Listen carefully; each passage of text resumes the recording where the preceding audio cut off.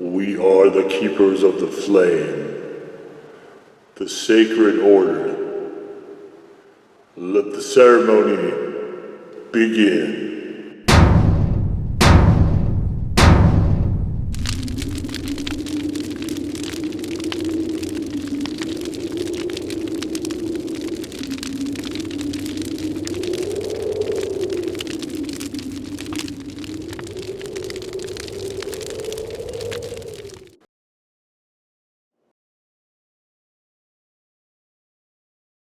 And today, faithful acolytes, we take a look at this.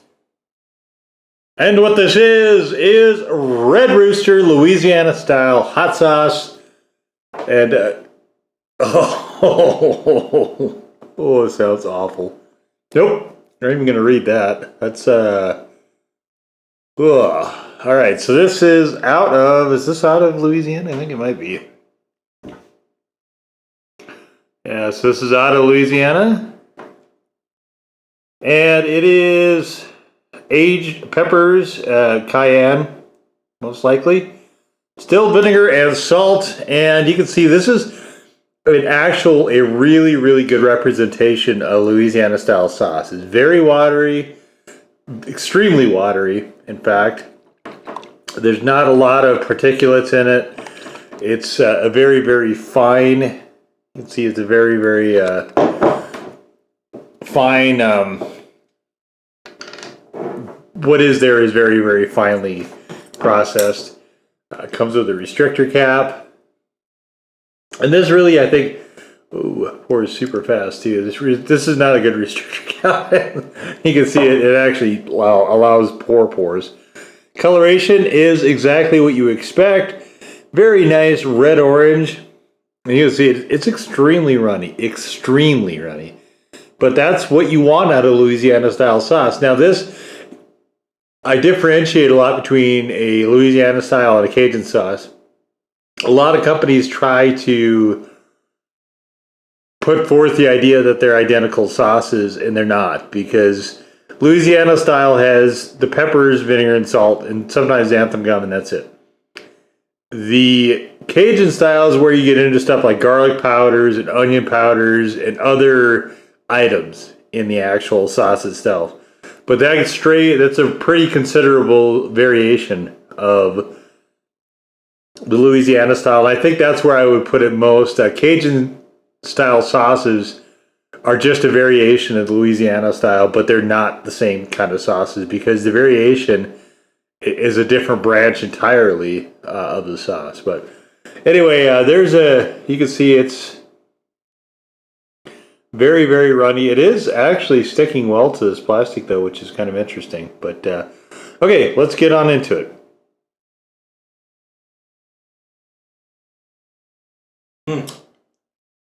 Actually stained the spoon a bit. Interesting.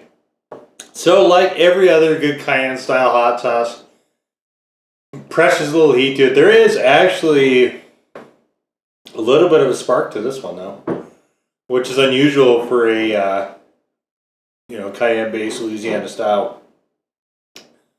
But it's good. It's just a nice little flash. Mostly what we want here is we want a great flavored, very vinegar-forward peppery sauce to sort of cut through some of the richness, particularly of fried foods, where you'd have, if you make collard greens right, with the ham hocks, there tends to be quite a bit of fat in there.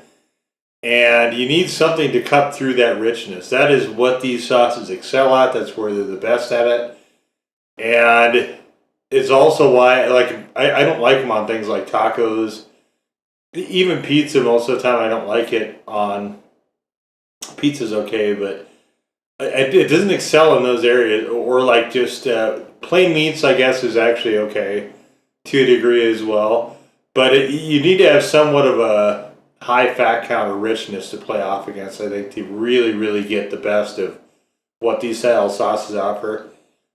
The vinegar I find really clashy with things like tacos, for instance, or burgers. I don't think they work at all well there. Even though there might be a little bit higher fat, just the runniness and the vinegar kind of clashes because you don't have a really strong, rich taste most of the time, you know, with those types of foods. Those foods are, I think, a little bit more of a composite, but or Hawaiian food, you know, where really, really you got some fairly clean taste there, and then you have this that just comes in and punches it all right in the face. So it doesn't work for everything. Definitely have to be a little bit judicious, but this is a sauce I keep on hand all the time. This style, I'll even put it in ramen noodles in a pinch if I can't find anything else. But I use this a lot just because I just love that combination, that contrast. That's really, really where a sauce like this shines. So, of course, we're gonna bust out the Devour again. Now this one I found. Usually I get the white cheddar bacon mac and cheese. You've seen that actually on these videos a number of times. If you haven't, feel free to look through the playlist because it does show up fairly frequently. I like it because it's a good baseline.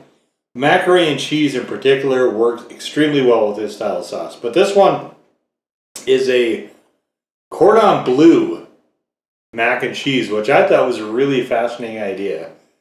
I like to have a little meat in with my mac and cheese. It's a little bit soft, I guess, as far as texture-wise. I like to have a little bit of a breakup in there. But this one with ham and chicken, I'm really interested to see how this one kind of plays out.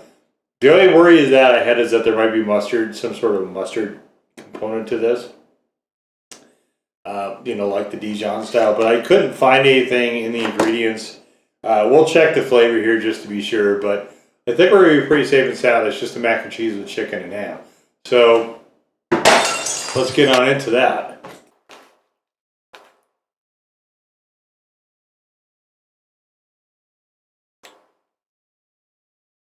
Sometimes when you make, like for instance, a squash macaroni and cheese or a homemade macaroni and cheese, you get a little bit of grittiness to the sauce. It's not completely smooth and refined like a lot of the commercial mac and cheese sauces will be. It's really what we have going on here. We got that sort of grittiness to the sauce. But essentially it just tastes like a white cheddar mac and cheese. And, you know, I keep forgetting that this restrictor cap is like a hose. It's like a garden hose. Restrictor cap is not great on here because it doesn't actually restrict stuff particularly well. It needs to, the whole diameter needs to be quite a bit smaller than what this actually is. But, alright, anyway, we've got some puddles here, which I normally don't want. But I guess we can make it work. We'll just stir it in and call it good, hopefully. This is a really good tasting sauce, though. I will say that you know, in the value too. So this bottle is 12 fluid ounces, and I usually see these for $2 or $3. This is a lot of sauce for not a lot of money. So the value here is considerable on this particular sauce. I don't always see it. I think it might be more of an East Coast sauce. There we go. Working to perfection, I must say. I should have probably got a fork for this instead of a spoon, but we're in it now.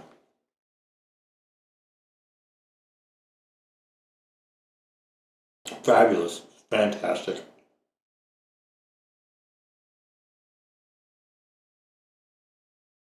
This is doing what I hope for with this kind of style sauce, is taking, you know, Devour is fine for what it is, but I don't think there's any good frozen mac and cheese. I don't think there's any good instant mac and cheese.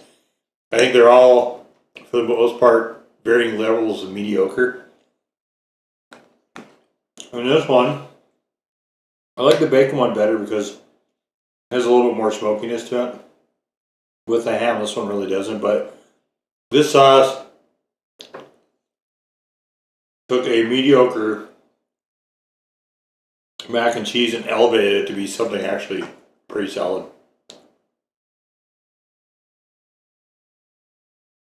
Extremely well done. And that's really where, you know, that's the magic, that's the power of the good Louisiana style sauce.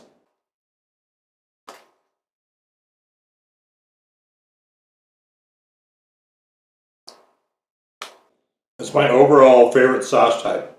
Back. Beautiful.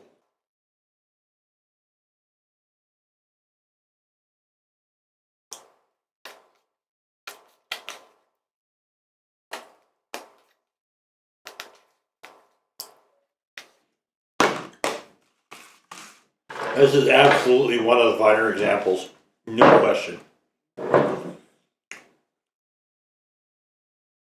I remember people used to try to drink this in Tabasco.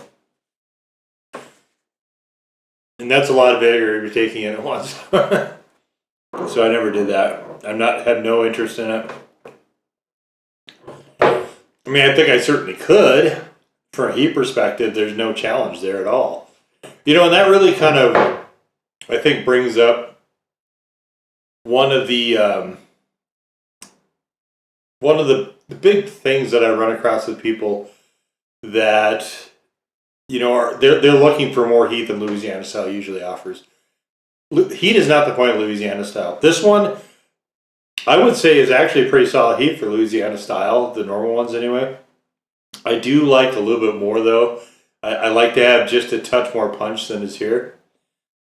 That's why the Arazu, cayenne, and ghost pepper is of such interest to me.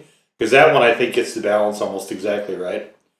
This one though is, like Arazu you don't see in grocery stores ever. This one you can sometimes run across. And if I'm looking for a good Louisiana style sauce and I'm away, you know, a little ways away time wise from a trip to Rogers, I don't mind picking up a bottle of this because it's just it's a fantastic sauce. You know, this is really, really, really, really well done. I wouldn't say, like I said, it's not for me the overall best Louisiana style example I can think of, but I would put this, you know, probably within the top 4.